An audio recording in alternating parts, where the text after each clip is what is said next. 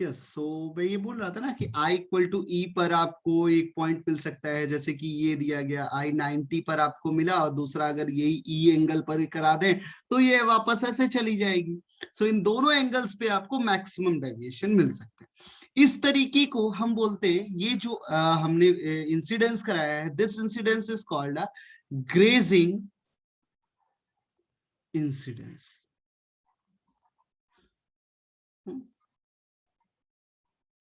और ये होता है आपके पास, ऐसे कराते हैं लाइट रे को, तो this is called a grazing emergence.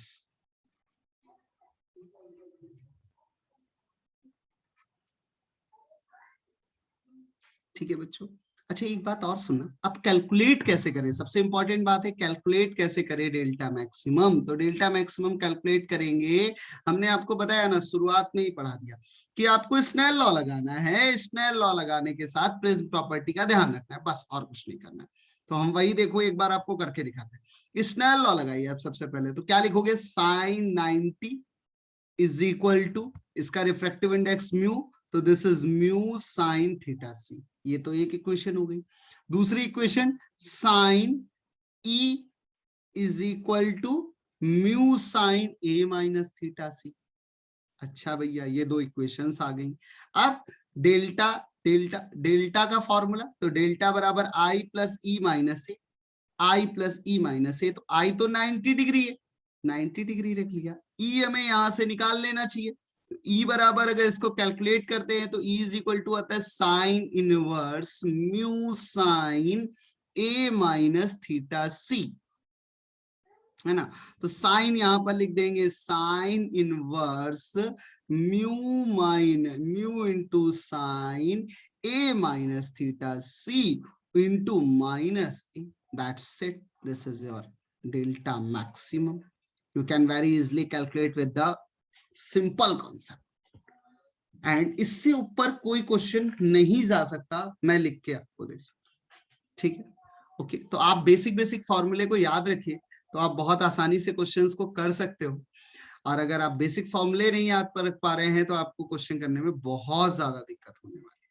So let us see the next concept, and this is a very very important concept, is a lens. So now let us see, we discuss about the thin lenses. What is the meaning of thin lenses? तो जब हम दो transparent regions को आपस में मिलाते हैं, regions मतलब स्फेरिकल सरफेसेस को आपस में मिलाते हैं, तो जो कॉम्बिनेशन बनता है उसको अपन लेंस कहते हैं। लेंस दो तरीके के होते हैं, एक इंटरसेक्टिंग लेंसेज सरफेसेस से बनते हैं, एक नॉन इंटरसेक्टिंग सरफेसेस से बनते हैं। एग्जांपल देखिए, तो सबसे पहले थिन लेंसेज क्या होते हैं, ऐसे लेंसेज जिनको हम क्या करते हैं, ट्रांसपेरेंट स्फेरिकल रीजन्स को आपस में मिलाते हैं, तो उनसे जो रीजन बनते हैं वो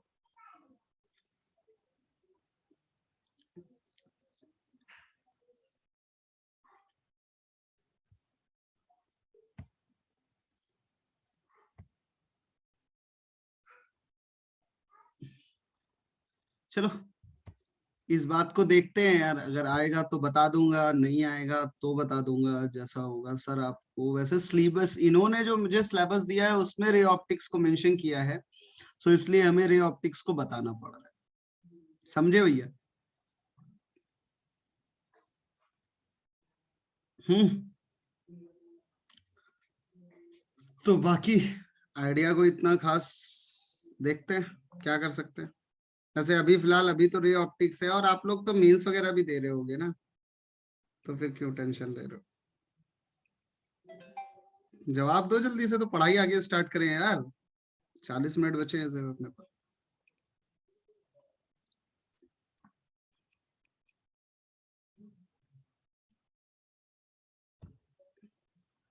सब पढ़ा दो, ओके थैंक यू। नहीं, मगनीश ने कुछ पूछा था, मनगेश जो भी है, ठीक है, ओके थैंक यू।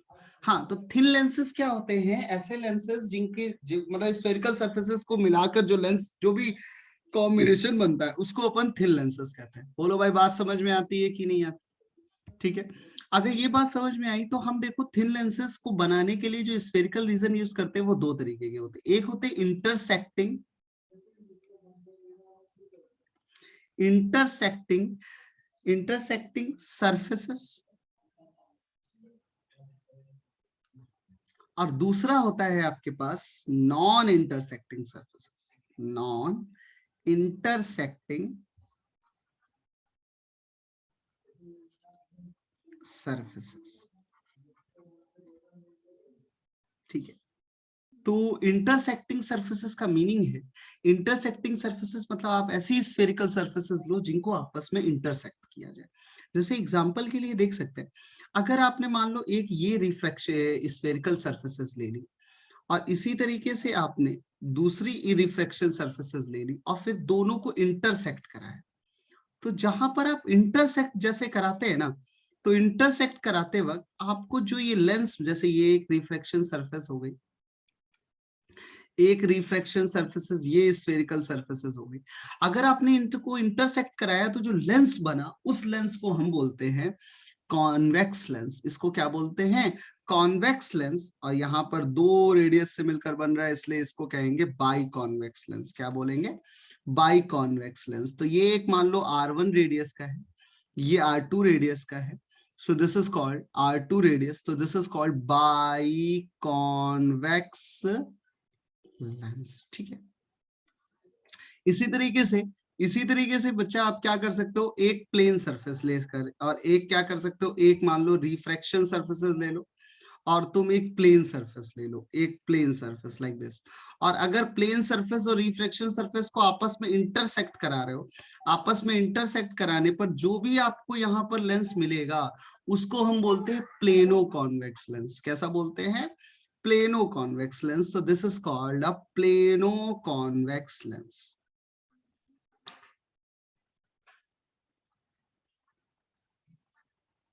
है ना।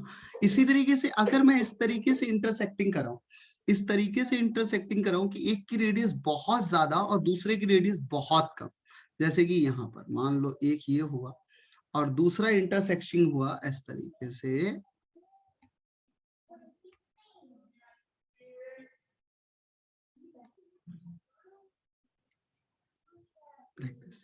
अगर ये इंटरसेक्शन हमें मिलेगा, इस टाइप का इंटरसेक्शन मिलेगा, तो इसको कॉनकेवो कॉन्वेक्स लेंस बोलेंगे। ठीक है ना।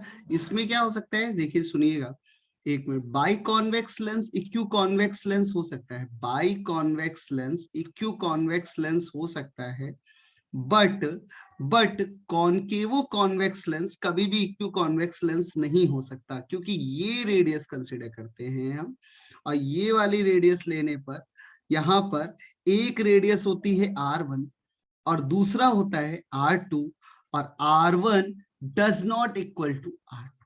तो such type of lens is called concavo convex lens. So simply देखिए, इंटरसेक्टिंग सर्फेसेस से हम तीन तरीके के लेंस बना सकते हैं। अच्छा, बाई कॉन्वेक्स लेंस में इफ R1 R2 के बराबर हो जाएगा तो इसको हम बोलेंगे इक्यू convex lens, equi convex lens. ठीक है ना।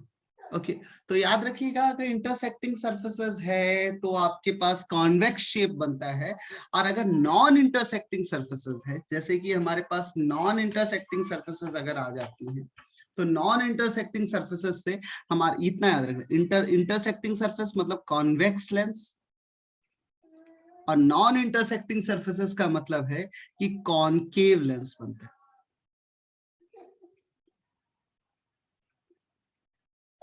ठीक है, अच्छा भैया, तो नॉन इंटरसेक्टिंग सर्फेसेस आप देख लीजिए, पहले केस में पहली तो आपकी यही बन जाएगी डायरेक्टली, जैसे एक मान लो ये थी और दूसरी ये, अगर मैं दोनों को इस तरीके से रखूं, ठीक है ना, तो ये जो सरफेस बनेगा ना, ये जो सरफेस, इनको नॉन इंटरसेक्टिंग करने पर ये जो सरफेस मिलेगी, this surface is called a by concave lens. इसको क्या बोलेंगे? By concave lens. ठीक है ना। अच्छा भैया, ये बाई कॉनकेव लेंस हो जाएगा तो ये रेडियस है आपके पास R1 मान लो, और ये रेडियस है R2।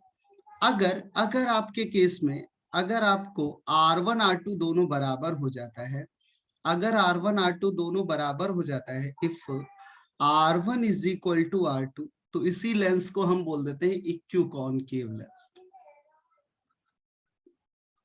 Concave lens. ठीक है यार, इसी तरीके से यार एक बात और समझने वाली है। अगर मान लो एक सरफेस आपकी ऐसी है और दूसरी आपकी प्लेन सरफेसेस है, दूसरी आपकी प्लेन सरफेस है, अगर मैं इन दोनों सरफेसेस को इस तरीके से अरेंज करूं कि ये सबसे अपने मिनिमम दूरी पर हो, लेकिन इंटरसेक्ट ना करे, तो ये जो लेंस बनेगा ना, उसको बोलेंगे plano concave lens. This lens is called a plano concave lens.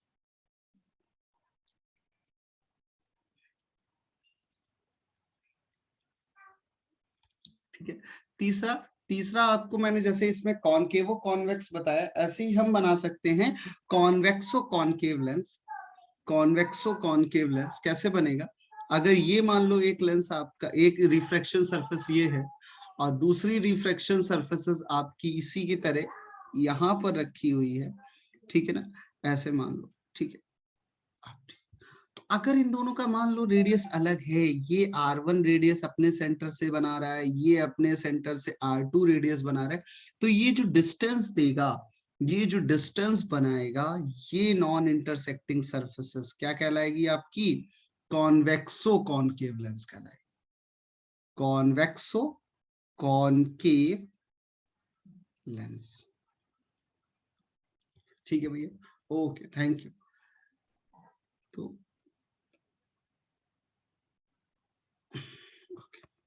ठीक, यहाँ इन लेंसेस के बारे में कोई प्रॉब्लम है क्या? Okay, now let us see the next question and next concept. अब सबसे इंपॉर्टेंट चीज ये है कि यार ये कब कन्वर्जिंग और कब डाइवर्जिंग का बिहेवियर करता है। जैसे मिरर के केस में हमने डायरेक्ट बता दिया था, concave lens, concave mirror always क्या करेगा? कन्वर्जिंग मिरर की तरह बिहेव करेगा, और डाइवर्जिंग मिरर कॉन्वेक्स मिरर करेगा है। लेकिन यहाँ पर हम चीजों को समझते कैसे हैं? हम चीजों को तब बोल सकते हैं कब वो कन्वर्जिंग कब डाइवर्जिंग की तरह काम करेगा, जब वो किस मीडियम में रखा है, और लेंस का रिफ्रैक्टिव इंडेक्स और मीडियम के रिफ्रैक्टिव इंडेक्स में कौन सा रिफ्रैक्टिव इंडेक्स ज्यादा है और कौन सा रिफ्रैक्टिव इंडेक्स कम है। तो जरा देखिएगा, converging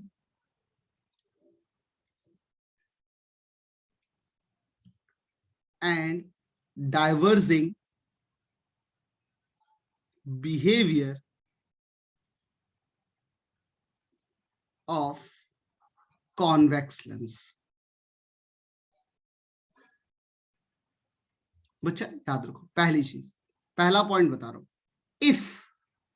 if refractive index of lens is greater than the refractive index of medium जिस मीडियम में रखा है वो, ठीक है ना, मीडियम सराउंडिंग कुछ भी हो सकता है। कहने का मतलब है अगर सराउंडिंग रेरर है और लेंस जो है वो एज अ डेंसर की तरह काम कर रहा है, सो मतलब ये क्या होना चाहिए? रेरर मीडियम होना चाहिए। रेरर मीडियम, अगर रेरर मीडियम है, so this convex lens behave as a converging lens. ठीक है ना, याद रखने वाली बात है, बहुत इंपॉर्टेंट पॉइंट, कि अगर रिफ्रैक्टिव इंडेक्स ऑफ लेंस जो है वो आपका मान लीजिए सराउंडिंग मीडियम से ज्यादा है, so this lens is behave as a converging lens. Okay, अगर जैसे कि ये कॉनकेव लेंस, कॉन्वेक्स लेंस में आप देख लीजिए, अगर प्लेनो कॉन्वेक्स लेंस हो तो भी यही रिजल्ट अप्लाई होगा, और अगर कॉनकेवो कॉन्वेक्स लेंस होगा तो भी यही रिजल्ट अप्लाई होगा।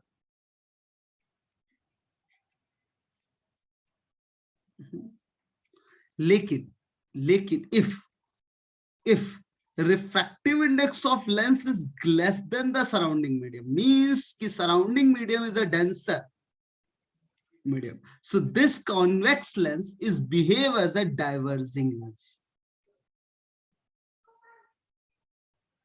डाइवर्जिंग लेंस, ठीक है। तो याद रखिएगा कब वो कॉन्वर्जिंग लेंस की तरह काम करता है और कब डाइवर्जिंग। ऐसे एक नंबर में क्वेश्चन बहुत ज्यादा पूछे जा सकते हैं कि यार बताओ लेंस कब कन्वर्जिंग की तरह बिहेव करेगा, कब डाइवर्जिंग की तरह बिहेव करेगा। तो यू नो वेरी वेल कि यार कन्वर्जिंग की तरह तब बिहेव करता है जब रिफ्रैक्टिव इंडेक्स ऑफ लेंस जो है वो ग्रेटर देन हो सराउंडिंग मीडियम से, और कब डाइवर्जिंग की तरह बिहेव करेगा जब refractive index of lens diverge जो सराउंडिंग मीडियम से है वो कम होगा। अगर ऐसा होता है तो आपको यहां पर जो लेंस है वो एज अ डाइवर्जिंग लेंस की तरह काम करेगा, ठीक है ना। और आपको देखो इस केस में कन्वर्जिंग है तो रियल फोकस मिल रहा है, और अगर यहां पर डाइवर्जिंग है तो आपको वर्चुअल फोकस मिलेगा। कैसा मिलेगा ये तो मैं शुरुआत में ही आपको बता चुका हूं, आप पहले क्लासेस में देख चुके हो ये सारी चीजें कि अगर कन्वर्जिंग और डाइवर्जिंग का नेचर होता है तो कैसे इमेज जो है वो रियल और वर्चुअल बनती थी। तो यहाँ पर बड़ी आसानी से रियल और वर्चुअल इमेजेस आपको मिलेंगी, मतलब रियल और वर्चुअल फोकस मिलेगा। तो ये इस बात को समझने के लिए कैसे कि कन्वर्जिंग लेंस कब करेगा और डाइवर्जिंग लेंस करेगा अब आप समझ चुके होंगे, ठीक है ना। Okay, thank you so much. समझ में आया है तो बोलो भाई। और अगर ये point behaviour of a lens conversing and diverging behavior of concave lens. Okay, so let us see first point. यहां देखना, if refractive index of lens is greater than refractive index of surrounding, means the surrounding medium is again rarer, ठीक है ना. So the medium, this lens is behave as a diverging lens. याद रखना, अगर जैसे यहाँ पर कन्वर्जिंग लेंस की तरह काम कर रहा है कॉन्वेक्स वाला, तो कॉनकेव वाला एज अ डाइवर्जिंग लेंस की तरह काम करता है, ठीक है. मींस अगर तुमने ये लेंस लिया, यहाँ पर पैरेलल लाइट रेस गुजारी, तो ये लेंस ऐसे दूर चली जाएंगी सारी रेस, और आपको फोकस कैसा मिलेगा, वर्चुअल मिलेगा. फोकस कैसा मिलेगा, वर्चुअल फोकस मिलेगा, लाइक दिस, ठीक है ना.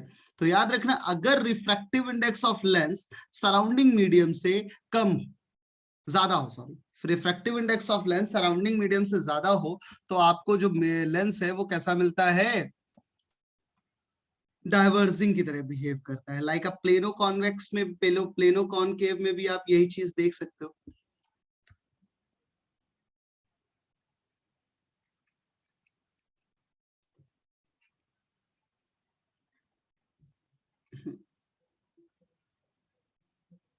ओके, लास्ट में आपका ऐसे ही कॉनकेवो कॉन्वेक्स की तरह भी देख सकते हैं इनको भी.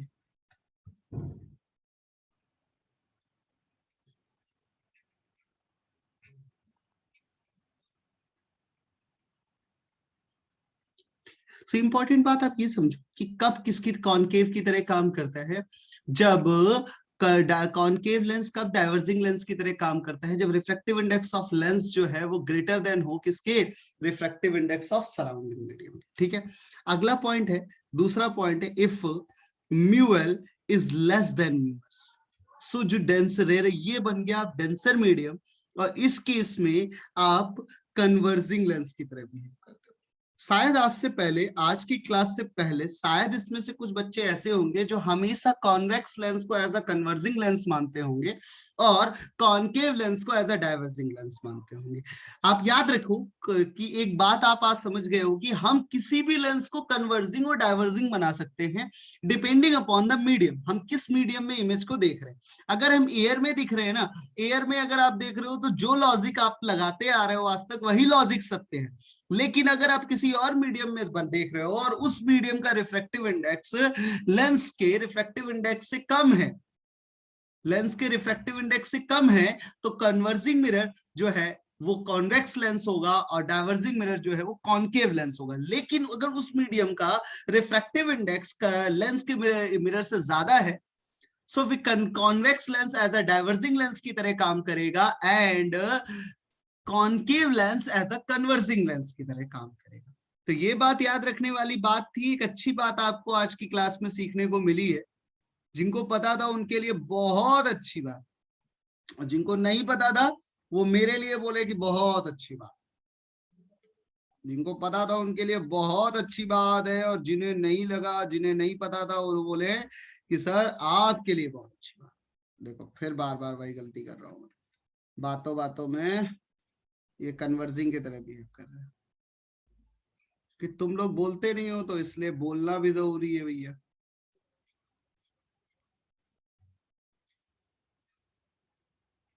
ठीक है, तो ये प्लेनो कॉन्वेक आपका देखो प्लेनो कॉनकेव लेंस है, ये कॉनकेवो का, ये आपका कॉनकेव लेंस है, बाई कॉन्वेक्स है, इक्वी कॉन्वेक्स लेंस। तो आज आप समझ गए कि यार कब कौन सा लेंस कैसे काम करता है। अब सबसे इंपॉर्टेंट बात है कि यार आप कैसे कैलकुलेट करोगे फोकल लेंथ। तो सुनिए जरा भैया, focal length of the lens is depends on the radius of curvature of the refracting surface. ठीक है ना। सो इसको हमारे लेंस साहब ने, जिनका नाम लेंस है, जिनके थ्रू ये लेंस रखा, उन्होंने एक फॉर्मूला दिया जिसको बोला गया लेंस मेकर्स फॉर्मूला। ठीक है, सो लेंस मेकर्स फॉर्मूला क्या है? लेंस मेकर्स फॉर्मूला ये कहता है कि यार किसी भी लेंस का रिफ्रैक्टिव इंडेक्स, लेंस का फोकस उसकी रिफ्रैक्टिव इंडेक्स और उसके रेडियस ऑफ कर्वेचर पर डिपेंड करता है। सिंपल याद रखने वाली बात है, the focal length of the lens is directly proportional to the refractive index and radius of curvature. ये जो म्यू लिया गया है, this is the refractive index of a lens with respect to medium. Refractive index of lens with respect to medium. ठीक है ना, कहने का मतलब है अगर एयर है, फॉर एयर तो आप डायरेक्ट फॉर्मूला ये लगा सकते हो, 1/f is equal to mu L minus 1 into 1/r1 minus 1/r। लेकिन अगर कोई मीडियम है और मीडियम का रिफ्रैक्टिव इंडेक्स म्यूएम है, तो आप फॉर्मूला यही यूज करना, 1/f is equal to mu L by mu M minus 1 into 1/r1 minus 1/r2। दोनों के कंडीशंस क्या है जरा सुनिएगा। इसमें लेंस को एयर में रखा गया, इसके दोनों साइड एयर है, मतलब इधर भी एयर है, इधर भी एयर। इसमें क्या है, इस लेंस को दोनों साइड रखा गया है, इधर भी मीडियम है, सेम मीडियम, और इधर भी वही वाला मीडियम। ऐसा नहीं मीडियम 1 मीडियम 2 नहीं है, इधर मीडियम 1 है और इधर भी मीडियम 1 है, तब ऐसा फॉर्मूला यूज होगा। ठीक है यार। अच्छा भैया, अब हमारे पास अलग अलग कॉन्वेक्स कॉनकेव लेंस थे, तो हम अलग अलग कॉनकेव कॉन्वेक्स लेंस की फोकल लेंथ देखेंगे। उससे पहले एक बात मैं बताता हूं, the focal length of the lens is independent of the direction of incident light. ठीक है, ऐसा नहीं है कि तुमने सोचा कि सर एक प्लेनो कॉन्वेक्स ले लेते हैं, एक प्लेनो कॉन्वेक्स लेंस मान लो आपको इंट्रोड्यूस में करा रहा हूं, प्लेनो कॉन्वेक्स लेंस इंट्रोड्यूस करा रहा हूं, तो आप सोच रहे होगे सर इधर से लाइट गुजारने पर और इधर से लाइट गुजारने पर अगर फोकस यहां मिलता है एफ दूरी पर, तो क्या सर अगर इधर से लाइट गुजारेंगे तो फोकस कुछ अलग दूरी पर मिलेगा क्या? सो मैं फिर भी आपको समझा देता हूं कि अगर ये कन्वर्सिंग की तरह काम करता है प्लेनो कॉन्वेक्स लेंस, तो इस बात पे कोई फर्क नहीं पड़ता कि लाइट किस डायरेक्शन से इंसिडेंट होकर आ रही है। It is does not defect the incident light, direction of incident light, चाहे आप प्लेन सरफेस से भेजो या कर्व्ड सरफेस से भेजो, दोनों में कोई भी अंतर आने वाला नहीं है, दोनों की फोकल लेंथ सेम ही रहने वाली है। बिकॉज क्योंकि focal length is depends on the refractive index and radius of curvature. ठीक है ना। तो by convex and concave lens, अगर बाई कॉन्वेक्स और कॉनकेव लेंस है,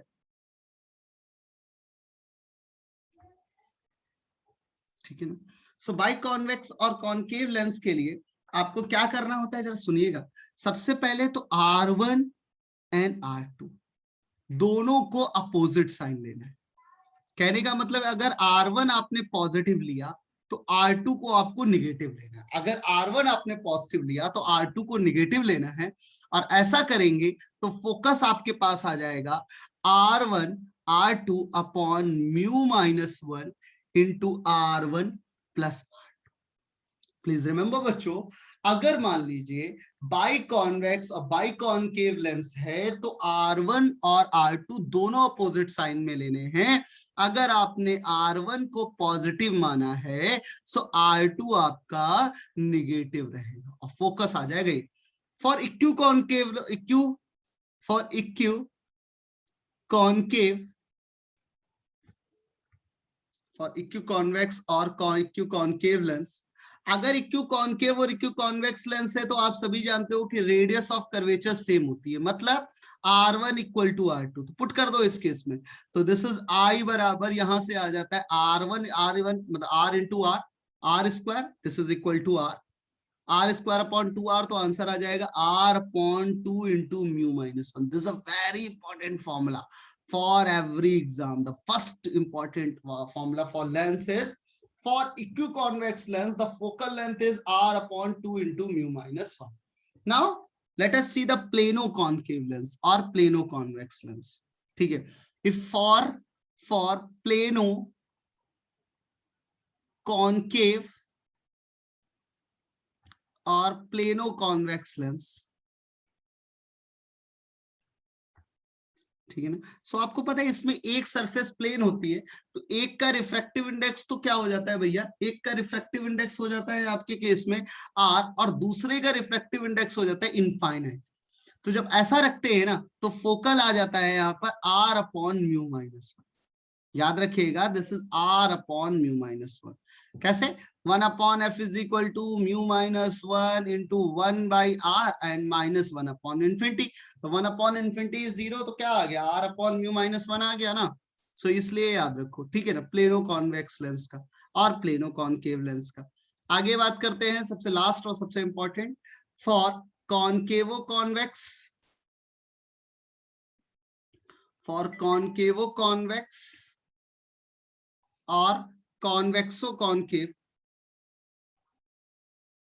कॉन्वेक्सो कॉनकेव लेंस अगर ये दिए गए हैं आपको, अगर ये दिए गए हैं तो इनके लिए जो R1 और R2 है दोनों एक ही सेम साइन लेना है। R1 and R2 taking a same sign, मतलब अगर R1 को आपने पॉजिटिव लिया है सो R2 शुड बी पॉजिटिव, और अगर ऐसा है तो फोकल लेंथ हो जाएगी R1 R2 upon mu minus 1 into R1 minus R2। ठीक है बच्चों, बहुत बढ़िया, लाजवाब। Okay okay okay okay okay okay okay,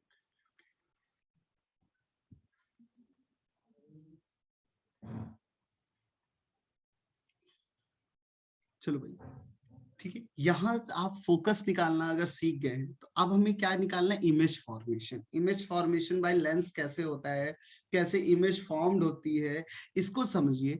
इसको समझने से पहले दो पॉइंट्स है। पहली पॉइंट है कि प्राइमरी फोकस और सेकेंडरी फोकस क्या होता है। Primary focus and secondary focus. देखो यार बच्चा, क्या होता है कि आप देखो कोई भी लेंस ले रहे हो ना, कोई भी लेंस ले रहे हो, तो अगर लेंस का फोकल लेंथ इस बात पे डिपेंड नहीं करता कि डायरेक्शन किधर की तरफ है। तो एक बात देखो, अगर आप ये लेंस लेते हो तो एक बात समझ में आती है कि एक अगर ये मान लो एक्सेस है तो एक फोकल लेंथ यहां भी हो सकती है f1 और एक फोकल लेंथ यहां भी हो सकती है f2। तो इसमें से एक जो होगा वो प्राइमरी फोकस होगा और दूसरा जो होगा वो कौन सा होगा, सेकेंडरी फोकस। तो समझिए प्राइमरी फोकस क्या होता है और सेकेंडरी फोकस क्या होता है। प्राइमरी फोकस ऐसा फोकस जिसके ऊपर ऑब्जेक्ट लोकेटेड, जिसके ऊपर ऑब्जेक्ट लोकेटेड हो उसको बोलते हैं प्राइमरी फोकस। मतलब ऐसा फोकस, प्राइमरी फोकस किसको रिप्रेजेंट करे, लोकेशन ऑफ ऑब्जेक्ट को रिप्रेजेंट करे। ठीक है ना, जैसे कि इस केस में अगर ऑब्जेक्ट यहां पर होता, अगर ऑब्जेक्ट यहां पर होता तो F2 becomes primary focus, F2 becomes primary focus. ठीक है, और यहां से जाने वाली फिर लाइट ऐसे ऐसे ऐसे जाती और ये पैरेलल टू प्रिंसिपल एक्सेस हो जाती। ठीक है ना, ये तो हम सभी जानते हैं। ठीक है, और अगर इसी तरीके से डाइवर्जिंग लेंस होता, अगर डाइवर्जिंग लेंस होता तो क्या होता, डाइवर्जिंग लेंस में अगर ऑब्जेक्ट यहाँ कहीं होता मान लो, तो ये बन जाता प्राइमरी फोकस। प्राइमरी फोकस इसका मतलब आपको ऐसे लाइट आती हुई नजर आती, लाइक दिस अपीयरिंग होती हुई, और ये जब एक्सेस टकराती तो ये ऐसे हो जाती parallel to principal axis, like this. ठीक है, तो ये बन जाता है primary focus. Secondary focus the location of image को रिप्रेजेंट करता है। सेकेंडरी फोकस फोकस किसको रिप्रेजेंट करता है, लोकेशन ऑफ इमेज। तो जिस पॉइंट पर इमेज क्या हो, लोकेशन मतलब इमेज बन रही हो, उस पॉइंट पे क्या बनेगा आपका सेकेंडरी फोकस बनेगा। सेकेंडरी फोकस के केस में अगर मान लो ये पैरेलल इंसिडेंट रेज आ रही ऐसे, तो ये सब एक ही पॉइंट पे मिलेंगी जैसे फोकस बनेगा यहाँ पर, तो ये बन गया आपका primary focus, secondary focus, sorry I am sorry, it's a secondary focus, secondary focus. और अगर ये डाइवर्जिंग लेंस है, अगर ये डाइवर्जिंग लेंस है, तो डाइवर्जिंग लेंस में अगर मान लीजिए इस तरीके से पैरेलल टू इंसिडेंट रेज आ रही है, पैरेलल टू प्रिंसिपल एक्सिस, तो ये ऐसे जाएंगी, ये ऐसे जाएंगी, इनको अगर यहाँ कहीं मिलाएंगे तो ये बनेगा सेकेंडरी फोकस। तो समझिए एक पॉइंट और मैं आपको बता रहा हूँ, एक तो लोकेशन ऑफ इमेज को रिप्रेजेंट, दूसरा ऐसा पॉइंट जिसका जिसका ऑब्जेक्ट फोकस पॉइंट वो बनाएगा प्राइमरी फोकस। और इमेज कहां पर बनी, इंफिनिटी पर। ऐसा पॉइंट जिसका ऑब्जेक्ट ऐसे पॉइंट पर हो जिसकी वजह से बनने वाली इमेज इंफिनिटी पे बने, वो पॉइंट प्राइमरी फोकस होता है। ठीक है, और ऐसा पॉइंट जिसकी वजह से ऑब्जेक्ट इंफिनिटी पर हो और इमेज एक ऐसे पॉइंट पे बने जिसकी वजह से आपको ऐसा फील हो रहा हो कि ऑब्जेक्ट इंफिनिटी पे रहा हो, तो such type of point is called a secondary focus. फिर से समझिएगा, ऐसा पॉइंट जिसपे कोई ऑब्जेक्ट रखने पर अगर उसकी इमेज इंफिनिटी पे बनती है तो उसको प्राइमरी फोकस कहते हैं। ऐसा पॉइंट जहां पर इमेज बने किसी इंफिनिटी पर रखे हुए ऑब्जेक्ट को की, उसको हम सेकेंडरी फोकस कहते हैं। ऐसा पॉइंट जहां पर इमेज बने किसी इंफिनिटी पे रखे हुए ऑब्जेक्ट की, उसको हम सेकेंडरी फोकस कहते हैं। Otherwise you know very well, simply things के थ्रू भी पता कर सकते हैं आप कि प्राइमरी फोकस जहां पर ऑब्जेक्ट को लोकेट किया जाएगा वो प्राइमरी फोकस बन जाएगा, और सेकेंडरी फोकस जहां पर ऑब्जेक्ट की जगह इमेज को लोकेट की मतलब इमेज लोकेट होगी वो सेकेंडरी फोकस बन जाएगा। सो आई होप कि आपको समझ में आया होगा।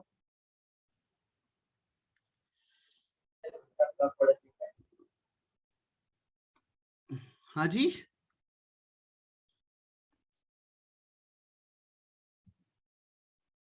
अच्छा अच्छा अच्छा अच्छा, चलो भाई आगे देखते हैं। अब ये समझ गए तो बाकी की कहानी तो बड़ी आसानी से आप समझ जाओगे। आगे तो कुछ है ही नहीं, इमेज फॉर्मेशन के लिए हम लेंस फॉर्मूला यूज करते हैं, ठीक है ना। और लेंस फॉर्मूला क्या होता है, तो analysis of image, analysis of image formation by thin lens.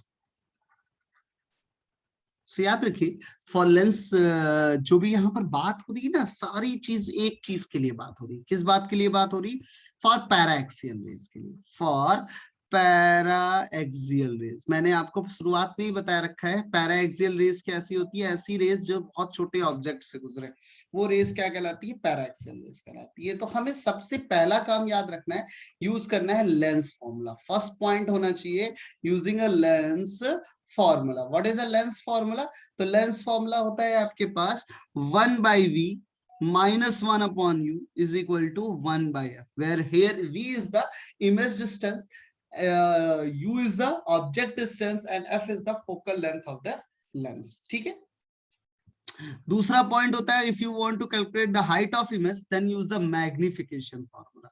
ये जो मैग्निफिकेशन है, ये कौन सा मैग्निफिकेशन है भैया, तो it's a lateral magnification, it's a lateral magnification. ठीक है, मैग्निफिकेशन फॉर्मूला। तो मैग्निफिकेशन फॉर्मूला क्या होता है यार, मैग्निफिकेशन फॉर्मूला होता है, it is represented by M, M is equal to height of image upon height of object, this is equal to image distance upon object distance. ठीक है, अब याद रखने वाली बात क्या है, वही कि इन दोनों फॉर्मूले को यूज करने के लिए प्रॉपर साइन कन्वेंशन लगाना आना चाहिए, प्रॉपर साइन कन्वेंशन। तो प्रॉपर साइन कन्वेंशन क्या होता है, मैंने आपको बता चुका हूं कि अगर आप कोई लेंस लेते हो तो लेंस की अगर इस साइड आपने पॉजिटिव मान ली तो ये साइड ऑटोमेटिक नेगेटिव हो जाएगी। इस side upper side is always taken a positive and lower side is always taken a negative. अगर नीचे वाले को पॉजिटिव मानिए तो ऊपर, सिर्फ एक साइन कन्वेंशन को आप फॉलो करो, इसके अलावा कुछ भी फॉलो करने की जरूरत नहीं है। ठीक है, याद रखने वाली बात है कि अगर एक साइड आपकी पॉजिटिव हो गई तो दूसरी साइड ऑटोमेटिक नेगेटिव, बस। अगर ऑब्जेक्ट यहाँ रखा है तो u take to positive, F is taken a negative, तो वी आपका जहां बनेगा वो आपको दिख जाएगा खुद का। ठीक है, ओके भाई, थैंक यू सो मच। अब देखो भैया, सबसे इंपॉर्टेंट टर्म था भैया थिकनेस ऑफ इमेज कैसे निकालते हैं, longitudinal magnification. Longitudinal magnification, longitudinal magnification क्या होता है? सो लॉन्गिट्यूडनल मैग्निफिकेशन के लिए अगर कोई लेंस ऐसे दिया गया है, मान लो ये वाला, अगर ये वाला लेंस है,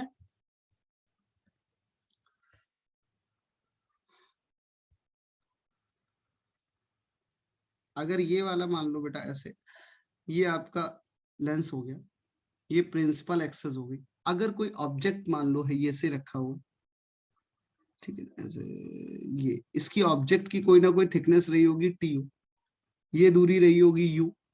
तो अभी आप सब लोग देख कर आए हो, बहुत बार देख चुके हो तो, ठीक है, तो इससे कोई ना कोई इमेज यहाँ पर बन रही होगी, मान लो इस तरीके। ये जो इमेज होगी इससे वी दूरी पर होगी, इसकी इमेज की थिकनेस होगी यार वी टी आई। ठीक है ना, तो longitudinal magnification is gives the idea about the thickness of image upon thickness of object. So फिर से आप वही यूज कर लो, 1/v minus 1 upon u is equal to 1/f, differentiating on both sides, so minus dv upon v square minus minus plus du upon u square, this should be equal to 0। यहां से बड़ी आसानी से आपको dv by du जो निकल के आता है, dv by du, this is equal to v square over u square, v square over u square, और dv over du किसके बराबर हो जाता है,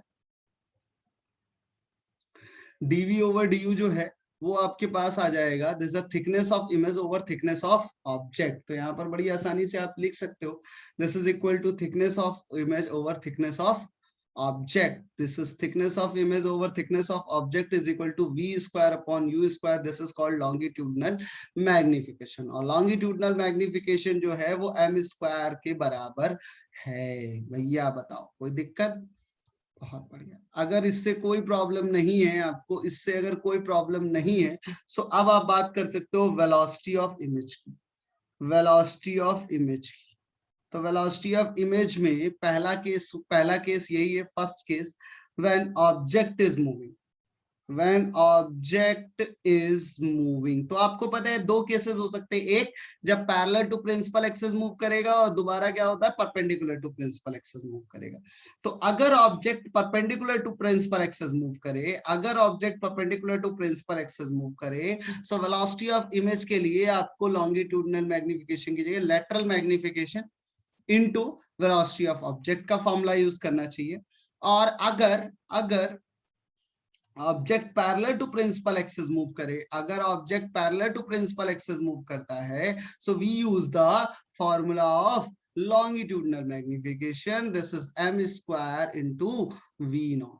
ठीक है ना, या फिर और velocity of image is equal to longitudinal magnification into velocity of object. दोनों से एक बात समझ लीजिए, ये जो वेलोसिटी ऑफ इमेज निकाली गई है, this image is with respect to lens, with respect to lens, or in case the lens is not moving, it is at rest, it is at rest, तो हमारे पास ये लॉजिक लग जाएगा।